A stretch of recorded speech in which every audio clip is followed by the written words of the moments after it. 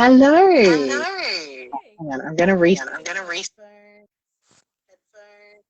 I'm gonna.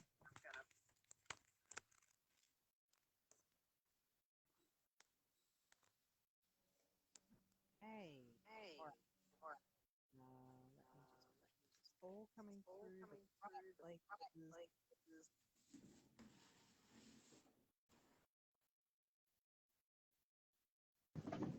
Okay, can you hear me?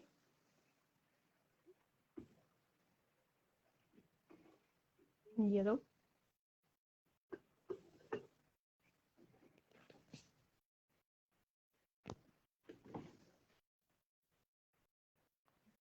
Can you hear me?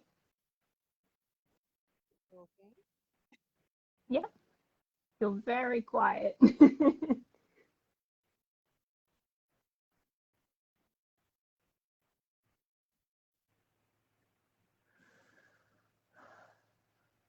feel like it's mine. Not gonna lie. I feel like it's my stuff again. I can hear you. Normally my stuff. It's saying all of my things coming through the right places. Ooh, Yeah. there we go. Yep, there we go. All right. Let me have a look at the sound settings. Oh, hang on. I've muted Facebook. That was okay. So it wasn't the sound settings that time. Okay, it was just the fact that whenever I'm like secretly going through Facebook and I don't want other people to hear it, I just right click the tab and I'm like, mute that site, mute that whole site right there. Just delete it, destroy it, just get rid of Just all get rid of evidence. it. Get rid of the evidence. Oh, hello. Oh my gosh, thank you for being so patient with the technical difficulties. I understand No, that's now, all right? Everyone online, or like all the information was like, yeah, no, go onto your phone and do it from there because that's great. And there was no option to add anyone else to the call at all. And so here I am like, what's going on? Come on. And oh my gosh. Oh my gosh. And then I was like, fine, I'll try it on my computer because maybe it'll come up there. And it did. So we're all good. I was like, please tell me this isn't a paid function. I was like looking everywhere. I was like trying to like connect things, and I was like, where is it? And I was like slightly panicking because I'm looking for that notification, that button, and I'm like, I don't see one. Now tell me who you've got behind you. I really want to know who all your pop vinyls are. So I've got Sora from Kingdom Hearts, from number 2 when in his when he was older. You have the Coffin Curse of Strahd. Oh I my do. gosh. I do. It's like one of my favorites. I saw the coffin. It's like, since I'm all about vampires, I'm like, oh my God, I need this just in my life in general. And it's like a treasure trove, especially opening it all up and you got like the little like figurines and like the maps and like the lore book. I'm like, oh my God, just put it all back in and just keep it safe. Like, don't look at it. I saw it in the really good bookshop in Heritage Park and was like, oh my gosh, I kind of need this, but it wasn't payday, so I couldn't have it. But it's something that I definitely want to be adding to my collection. Yeah, right, it is a winner. Carry on. Who have you got behind you? We've got a little bit of a delay, so I'm sorry to cut you off at any point. No, that's okay. I noticed that like my screen is like really small, so probably because I've also got like it might feel larger if it's horizontal, but I don't know if it'll change if we like turn it sideways. I think with after everything that's happened, I don't want to risk it. Yeah, I know, right? Not only have like my stand was falling over because I don't have my normal ring light, and then like trying to anyone who is here for that totally understands. I'm sure. Oh, definitely. But I've got Charizard there, and I've got Zoro from One Piece, and I got some pop figurines that my favorite band Short Stack have made. So when pop vinyls were like a massive thing back in the day, like they made their own like bobblehead pop vinyls. So I got like all three have been hand signed by them as well, and I've just like kept them in the box. Excellent. Yeah. Alrighty, now I just want to take a minute to make sure this has popped up in a new window for me. So I just want to make sure that it is going out to all the places we want to go out to, and that people can still be watching it as we go through this. Because today is a very special day. And after we've got those out to a few people, we'll be able to tell them why. Yes, definitely. If they didn't read the description. I'm like sharing it around myself. I'm like, quick, let everyone know, spread the word. I'm trying to find the link. Oh, yes. All right. I have the link. Whew, have you got the link? I'm sure I will. Share this video with friends. All right. Excellent. All right. Let's get that out there. Very important, because honestly, every budding author needs to know, and everyone that doesn't have their 10,000 needs to know what's going on. Now, I would recommend sharing it to your Facebook page. Yep. Even going as far as to like send out a quick email. Yeah, definitely.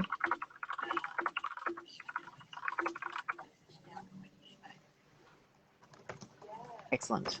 Awesome. Very cool. Discovering new things. I love it. This is great. It'd be great for like future. I can hear me. Why can I hear me?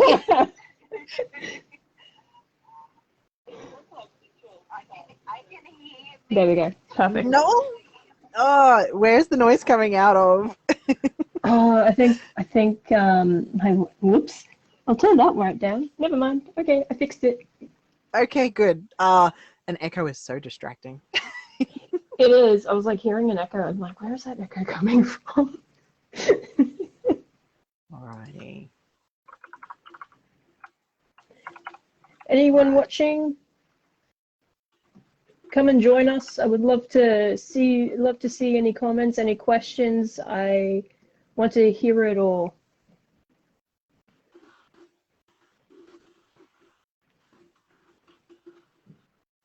All right, so I want you to tell me a bit about Sunrise.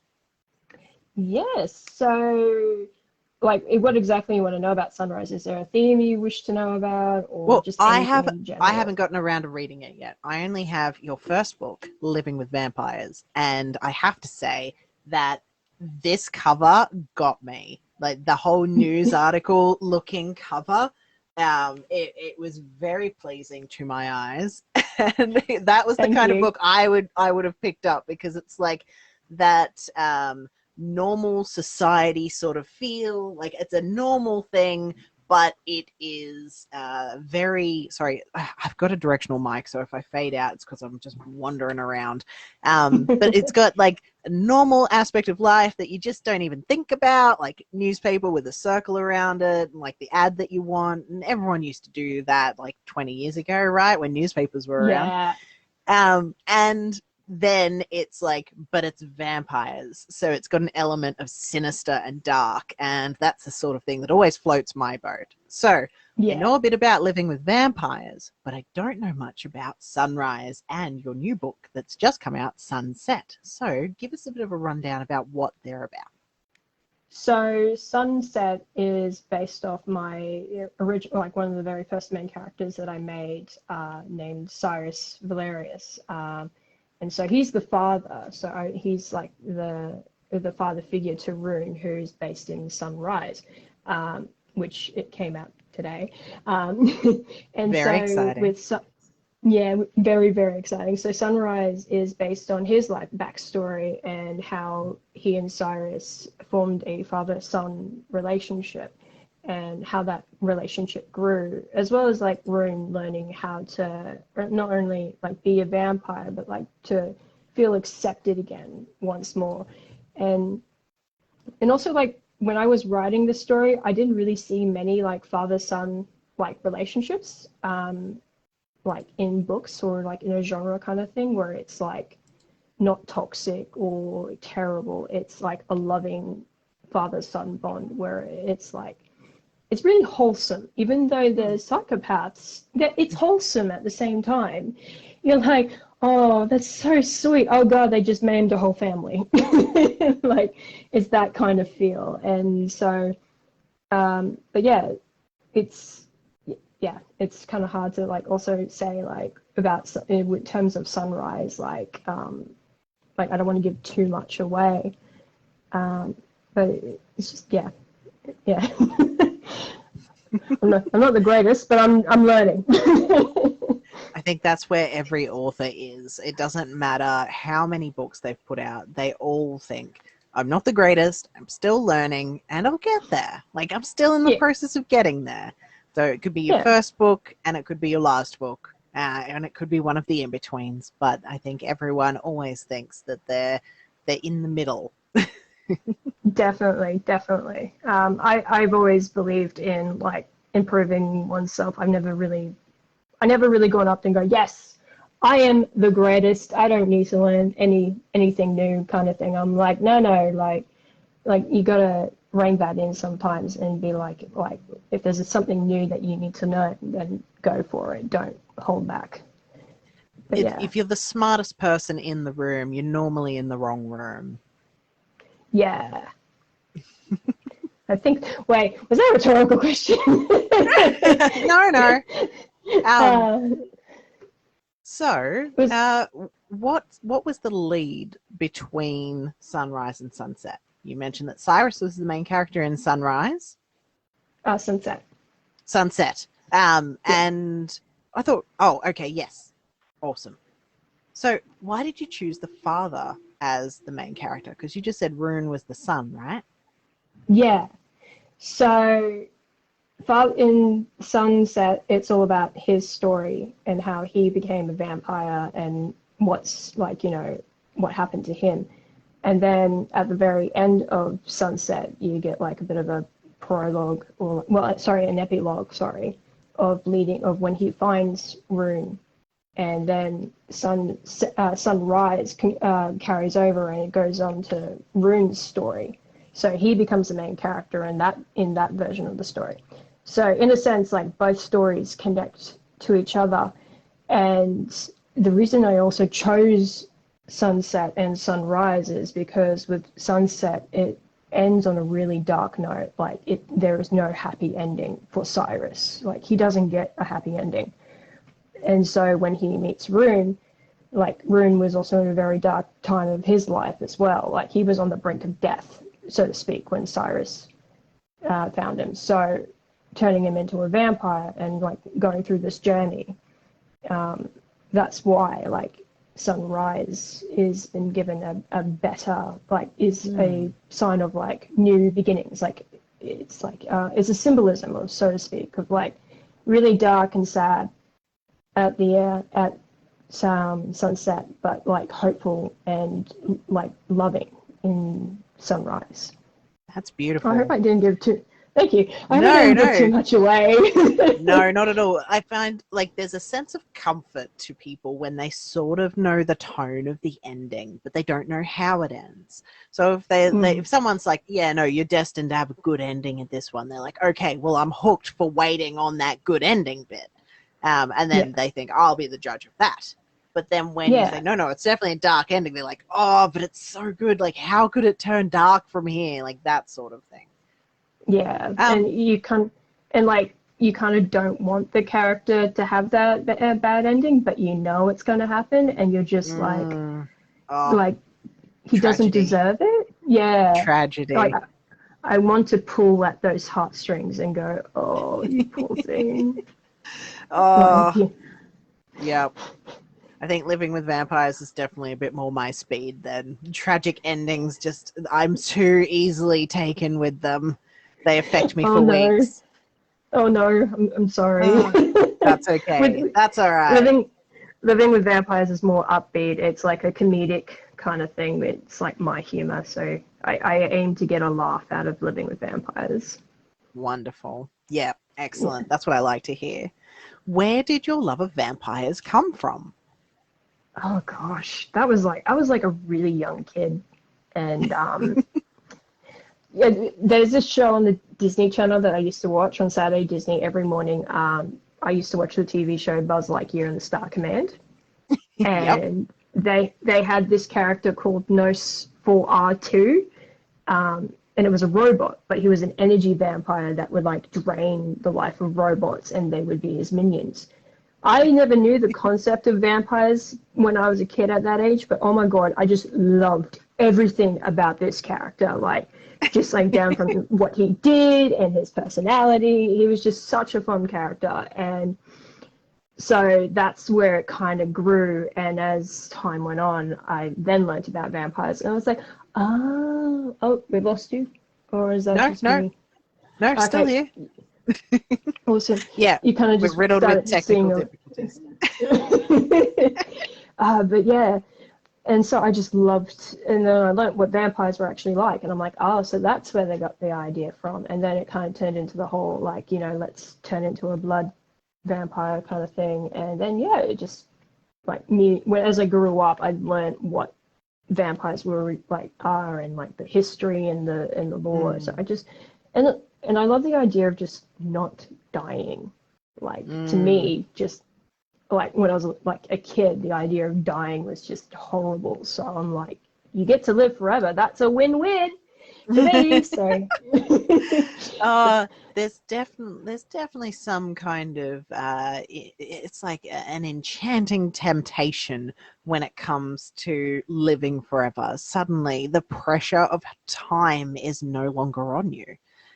Exactly. Yeah, it's something that a lot of people, immortality is something that a lot of people gravitate towards, and they love characters that have that immortal aspect. On that note, the history of vampires is so fascinating, and they're one of those mythological creatures that has just permeated all different types of societies. So for me, it's like vampires are akin to dragons. And there's so much to work with historically and from so many different cultures that you can really make them whatever you feel like they should be, whatever your gut tells them to be. Now, it's a very common thing these days for people to change vampires up a bit to suit their novels and that sort of stuff. Tell me a bit about your vampires. So, I mean, it depends on how far I want to go back, because I don't want to like delve too much of the lore about the vampires in terms of how they came to be, because I kind of want to write a whole little story. More interested in like what their powers are. Like, do they all have the same powers? Are they affected by garlic and sunlight? That sort of thing. Okay. Well, these guys can walk in the sun. Okay. Garlic doesn't affect them, so it doesn't follow this like the Dracula tropes that everyone goes for, like Bram Stoker. That does get thrown out the window in a sense, even though I do love the original, like old school Dracula. It's just like, I feel like it just suits this world a little bit better from what I'm creating. So with in terms of powers and stuff like that, they only have like their usual vampire strength, vampire healing, speed. So all the usual vampire tropes. The only difference is magical powers and stuff like that. It's their king, Cyrus, who is the vampire king. And he's the only one with magical powers and abilities, because in a sense he is the same vampire, like the same soul reincarnated over and over and over again. So he has all like these special abilities. So each king has their own special power relating to who they are personally. So it changes. So no one can really get a accurate like historic record of like, oh, is it like, does he have these powers? And then they find out, no, he's got different ones. Well, that throws it out the bag. Like, yeah. So he's the only one. Yeah. And it's kind of weird when I say he's the king of vampires. I was like a teenager when I came up with that. It's a bit corny now, but at the same time, I'm like, I'll stick with it. You know what? I find that a lot of people, they will call something corny, and they'll think that something's cliche and that sort of stuff, but then they still enjoy it. Like, they still, like, secretly, and sometimes not even secretly, they're just like, yeah, no, I don't like Twilight, I wasn't obsessed with it as a teenage girl. I don't still have the books Yeah. that I bought Yeah. with my Macca's money. Oh my god. So I was into Twilight. Like Twilight was like my first M-rated movie that I watched as a teen, and like I read all the books first, and like yeah, and it was only until like after I watched halfway through Twilight, my mum's like, "Let's introduce you to Buffy," and I was like, "Heck yeah!" So I watched Buffy, all. yeah, Buffy is the best. Oh, loved it. I watched all 7 seasons of Buffy like through my school holidays, and like as well as Angel in like my school holidays. So that 3 month period, like every week I watched every single season. That is good education. Go on, Mum. Yeah, thank you. Now, Bindi is also talking at the Writers' Festival in the September 10th and 11th. And I'm just going to say this now. She has been instrumental in the Writers' Festival happening at all. So all of our authors can thank her for doing their social media posts. All of our sponsors can thank her for doing their social media posts. And she comes and sees me every Thursday except for today because the Rona got her. Hasn't got me yet. It's more like, hey, we're gonna stick something in your nose and find out if you have it. I'm like, cool, thank you. Oh God. Oh no, thanks. But I want you to tell us. Oh, okay. Funny story. Go.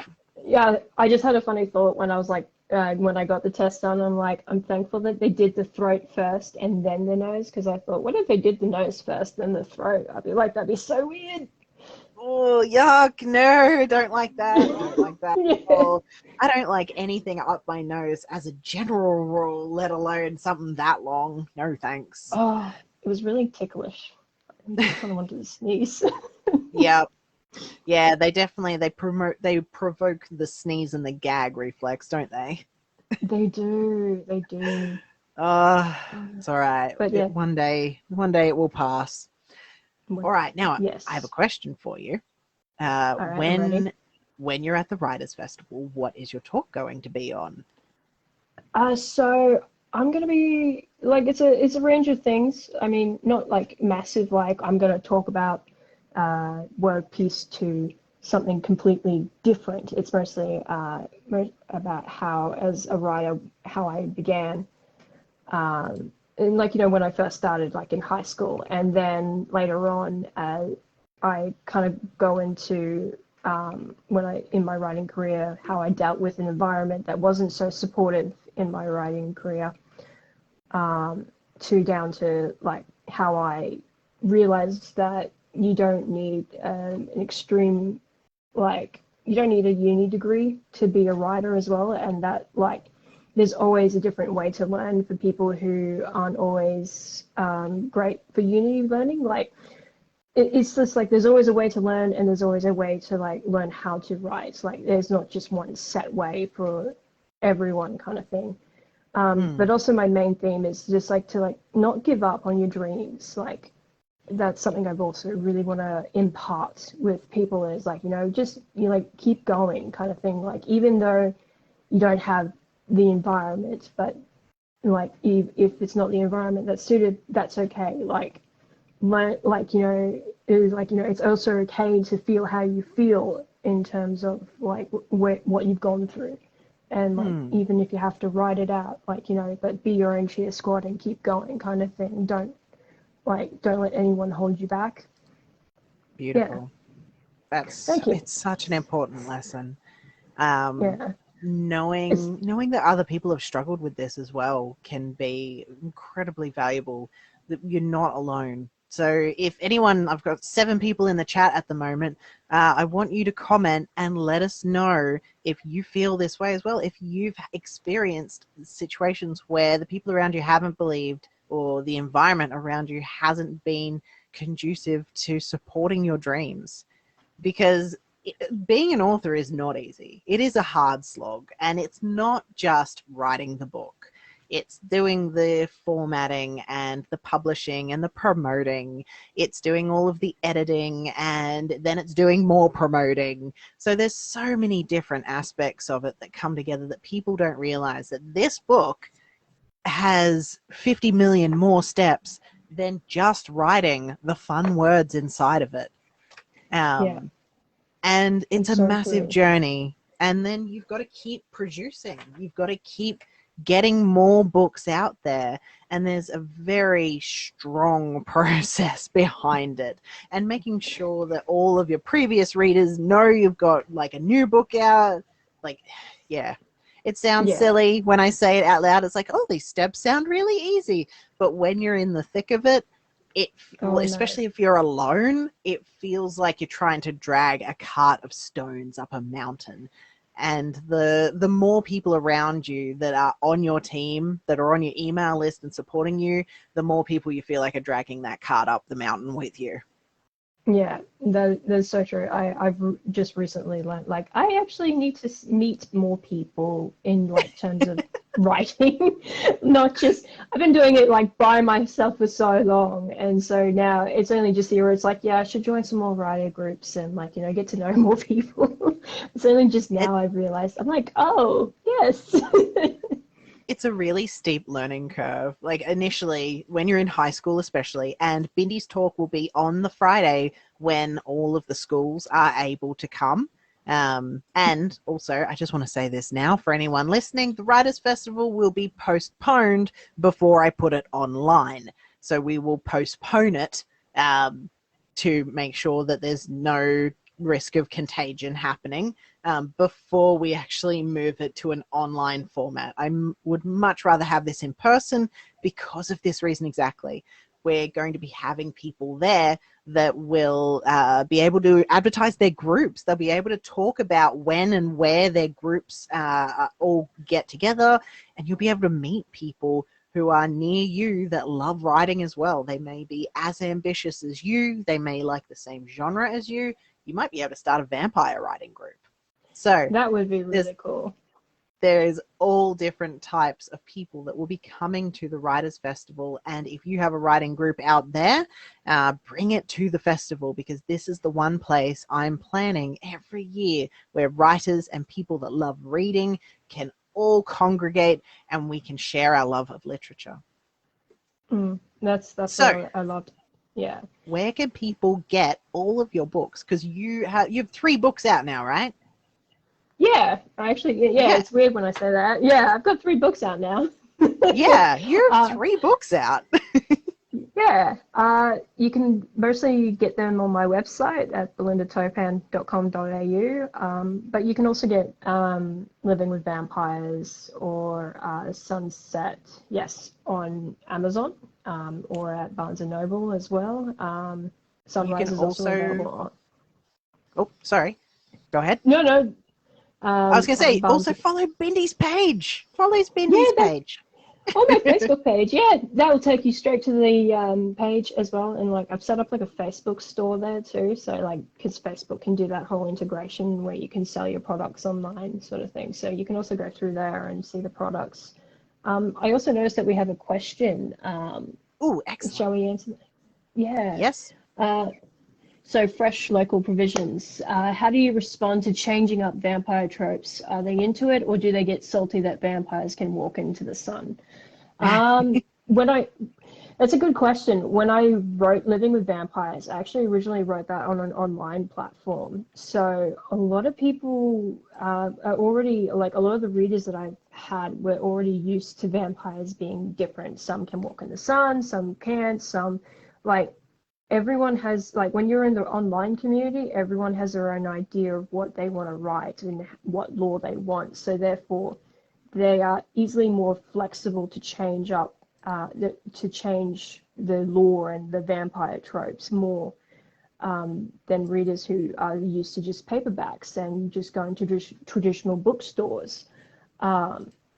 So I haven't met anyone or like spoken to anyone personally saying like, oh, that's not really my kind of cup of tea, or like, oh, that's a bit lame. I haven't heard any of that, but like but at the same time, it's each to their own in terms of what they like is for their vampires. Like for me, I don't mind if they can't walk in the sun or they have certain weaknesses or certain abilities. I find like when I read others' works that have like their vampires have like mystical powers compared to my vampires, I go, oh, that's so cool, because like, you know, it's different. It's something that I'm not used to working with. So I find it really fun just to see what they can come up with for their vampires.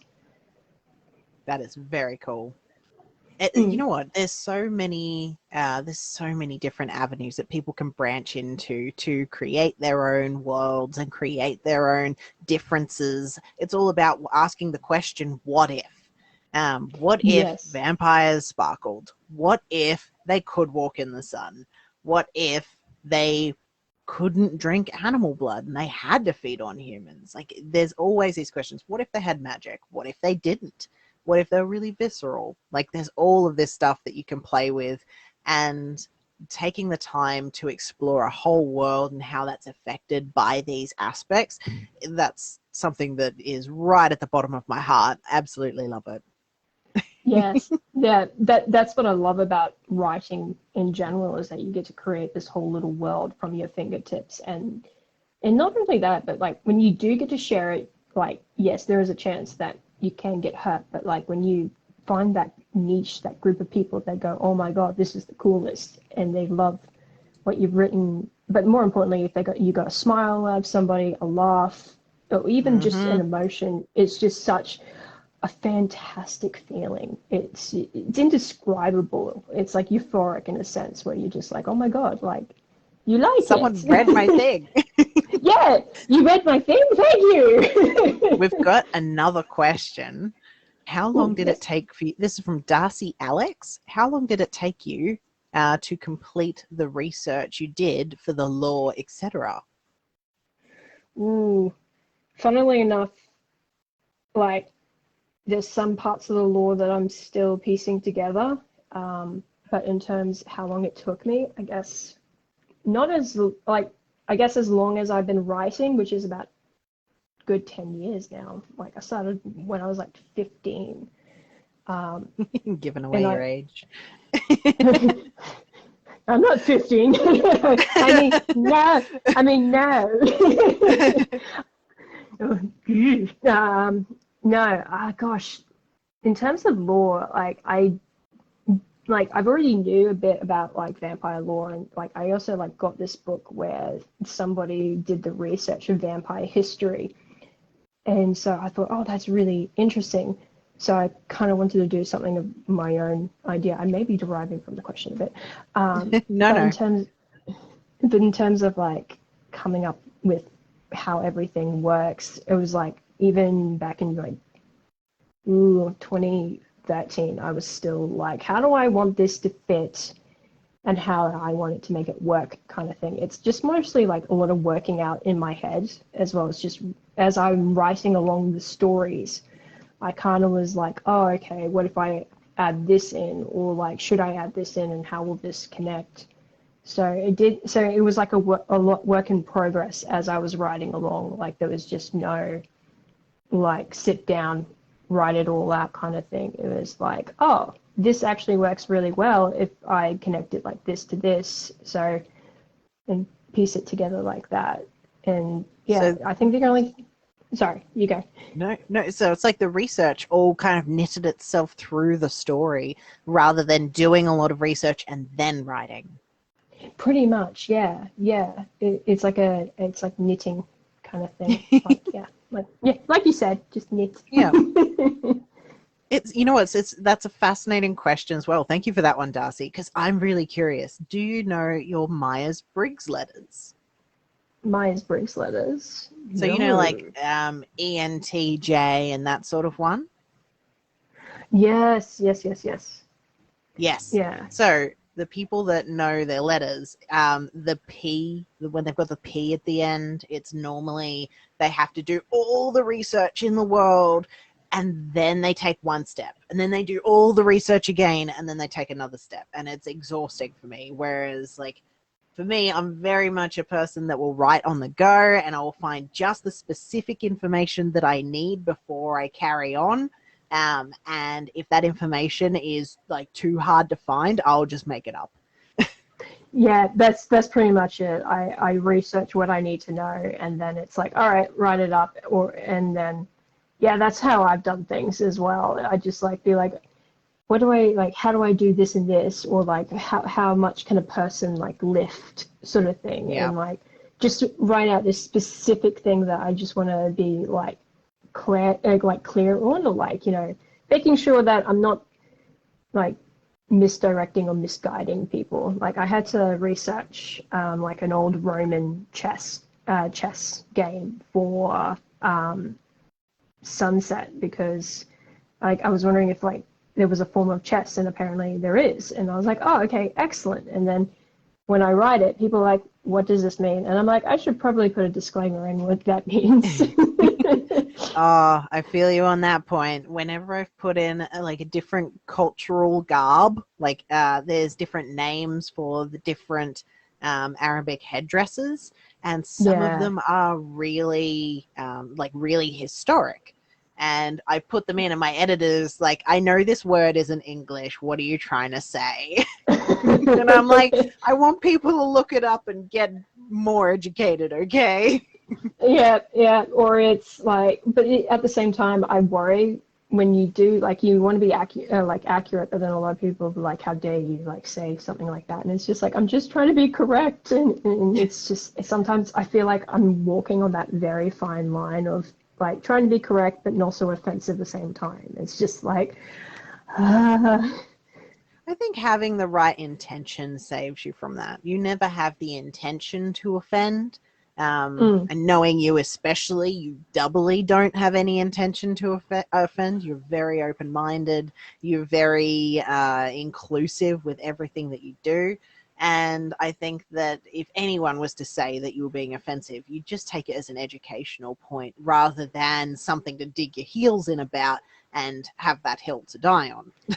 That's true. I'd be like, I am so sorry. I will change this and correct this now. And like, you know, because I would be like, I'd be like, I didn't mean to, I swear. And that's the good thing about self-publishing. You can change these things. You don't have to wait 3 years for something to go back into print.